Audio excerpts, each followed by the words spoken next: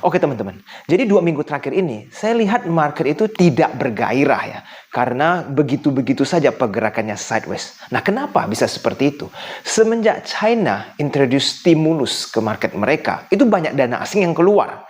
Bahkan dari IHSG sekalipun itu udah ratusan miliar bahkan sampai triliunan sudah keluar exit dari IHSG masuk ke Shanghai Index mereka. Yang akibatnya kalau teman-teman perhatikan indeks Shanghai sudah naik luar biasa banyak dalam beberapa minggu terakhir ini. Jadi kalau dalam kondisi seperti ini sebaiknya teman-teman jangan terlalu agresif trading ya. Banyak wait and see dan perhatikan sebenarnya big money ini jalannya kemana. Kalau masih banyak yang keluar bahkan masih mau exit IHSG maka kemungkinan IHSG akan sideways. Tapi kalau sudah mulai reda, nah di situ teman-teman mau belanja silakan. Jadi 1 minggu terakhir ini saya gunakan waktu untuk research ya beberapa saham dan beberapa perusahaan yang kira-kira valuasinya masih murah dan masih belum banyak dibahas di sosial media di luar sana. Jadi saya ketemu nih ada satu saham yang menurut saya teman-teman perhatikan ya, boleh telusuri lagi lebih dalam fundamentalnya tetapi jangan langsung dibeli ya. Ingat sekali lagi saya tidak merekomendasikan teman-teman untuk langsung hajar sahamnya.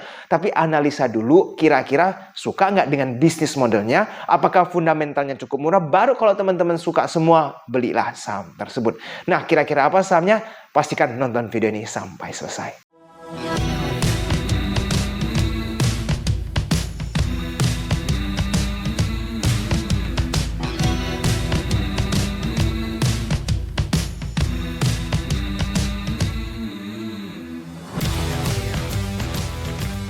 Oke teman-teman, jadi di video hari ini saya tidak akan membahas terlalu panjang ya, karena saya akan hanya mengupas sebuah saham yang menurut saya menarik secara fundamental.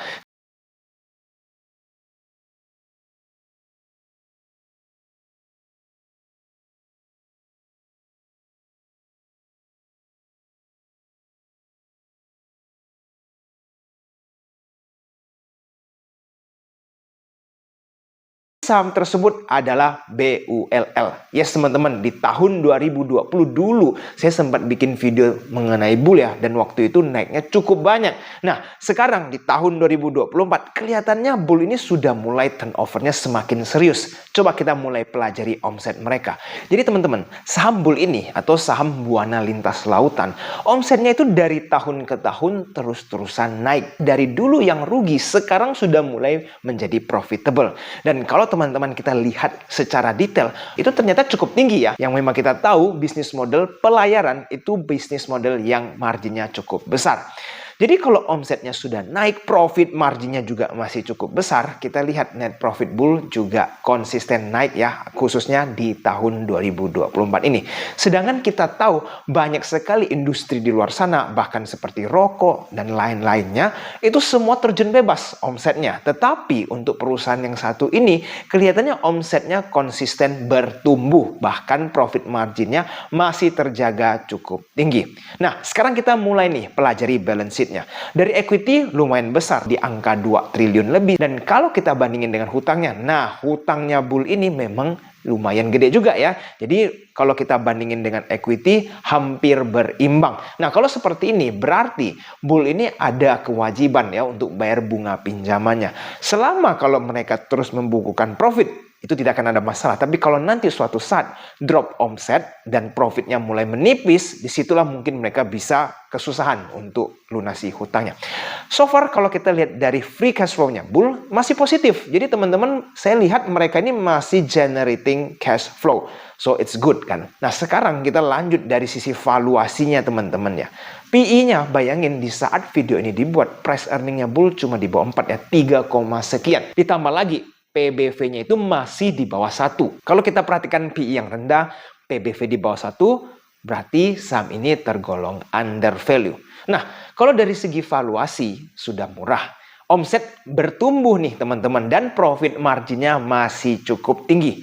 Kira-kira perusahaan ini layak nggak untuk diinvestasikan? Ini bukan untuk di trading ya teman-teman. Tetapi teman-teman, kita juga perlu pelajari, ada nggak sih red flag di saham bull yang satu ini? Karena kalau misalkan it's very good ya, udah PE rendah, valuasi bagus dan lain-lain, kenapa belum dibahas di luar sana dan dihajar begitu banyak orang? Kenapa masih banyak orang yang takut membeli saham yang satu ini? Oke, ada beberapa hal yang perlu teman-teman perhatikan. Yaitu adalah pertama, saham ini dimiliki oleh masyarakat lebih dari 50%. Artinya teman-teman, mayoritas itu dipegang masyarakat. Kalau mereka tidak ramai-ramai hajar saham ini, ya kemungkinan akan lama pergerakan sahamnya. Kalau bandar, saya rasa bandar hanya akan masuk ke dalam jika nanti mereka perusahaannya sudah mulai membagikan dividen. Dan kapan kira-kira itu terjadi? Nobody knows ya. Tetapi kita bisa monitor tuh dari sisi return earnings-nya. Kalau return earnings-nya terus-terusan bertambah, suatu saat big money akan incar dividen tersebut. Tetapi teman-teman, kalau suatu saat bisnisnya mulai longsor sebelum bagi dividen, maka saham ini tidak akan bisa dibeli oleh big player atau fund manager. Kedua, teman-teman harus tahu saham bull ini adalah repo. Nah, kalau saham yang repo, biasanya ini akan lama permainannya ya. Tetap beberapa saham repo itu bisa naik dalam jangka waktu tertentu. Tapi kita tidak tahu nih, repo ini akan berlanjut sampai kapan. Jadi kalau menurut pandangan saya, ada dua red flag yang perlu kita waspadai ya. Dari segi repo dan juga kepemilikan masyarakat yang cukup besar. Tetapi kalau teman-teman kepingin berinvestasi di saham yang satu ini, teman-teman boleh telusuri lebih dalam lagi secara fundamental. Ingat ya, abaikan teknikal dan abaikan juga bandarmologinya. Karena perusahaan yang satu ini teman-teman perlu pelajari apakah fundamentalnya bisa terus-menerus bertumbuh. Kalau iya, price earning-nya nanti bisa semakin dekat dengan 3 atau bahkan under 3 kalau sahamnya belum naik. Lalu, apakah nanti mereka akan berencana membagikan dividen? Kalau iya, saham ini bisa jalan. Oke, jadi teman-teman harus tahu dulu, saya tidak mengajak teman-teman untuk belanja saham yang satu ini, kan resikonya pasti ada. Apakah dia bisa ke 50? Yes. Banyak saham repo yang ada di IHSG itu sudah terjun sampai ke 50 juga. Jadi, harus hati-hati.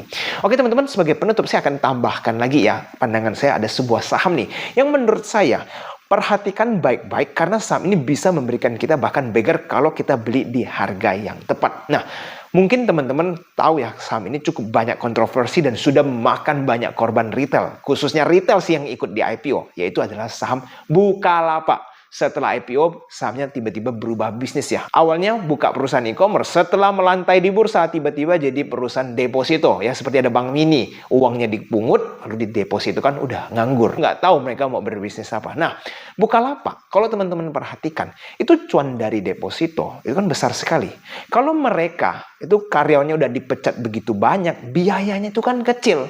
Jadi kalau sebuah perusahaan memegang cash triliunan, ya, didepositokan dapat bunga return yang besar tanpa harus ada biaya. Cuan nggak perusahaan itu? Nah, jadi kalau teman-teman kita pelajari dari sisi price to book value-nya ya, dan dari bisnis modelnya. Kalau dia terus-terusan bisa mendapatkan profit dari bunga deposito tersebut dan cost mereka bisa tetap terjaga. Ditambah lagi, kalau suatu saat mereka mengakuisisi perusahaan yang bagus, saya rasa Bukalapak ini siap untuk menjadi sesuatu yang baru.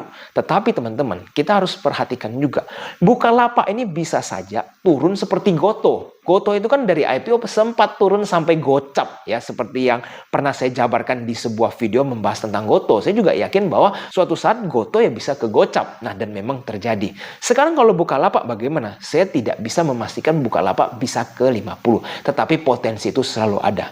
Cuma teman-teman, kalau bisa sampai mendapatkan harga buka di dekat angka 50 ya, antara 50 atau 80, saya rasa it's a very good deal. Saya tidak tahu ya akan terjadi atau tidak di harga tersebut. Tapi kalau seumpamanya dapat di harga itu, teman-teman sudah mendapatkan sebuah perusahaan dengan valuasi yang sangat murah. Kenapa? Karena buka cashnya itu banyak. Dia bukan berupa aset seperti rumah dan tanah yang susah dijual. Itu cashnya benar-benar cair, yaitu liquid. Kalau depositonya cair, dia itu bisa beli perusahaan A, B, C, dan seterusnya. Jadi kan sebenarnya perusahaannya ini kaya sekali. Apalagi kalau sekarang di deposito setiap bulan dapat return yang pasti lagi. Nah, jadi kalau teman-teman kepingin nih mempunyai sebuah saham yang di-keep jangka panjang dan mendapatkan good bargaining, teman-teman perhatikan Bukalapak. Sekali lagi, saya tidak meminta teman-teman untuk belanja buka, apalagi merekomendasikan beli buka. Tidak sama sekali. Teman-teman analisa lebih dalam lagi, dan kalau memang setuju, ya teman-teman silahkan beli. Kalau teman-teman tidak setuju, lupakan Bukalapak dan carilah saham lainnya yang lebih menarik lagi. Dan buat teman-teman yang senang berdiskusi saham lebih banyak lagi ataupun dunia bisnis dan investasi, pastikan selalu ikutan Smart Room bersama AJ Invest setiap hari Minggu jam 8 malam gratis di Telegram.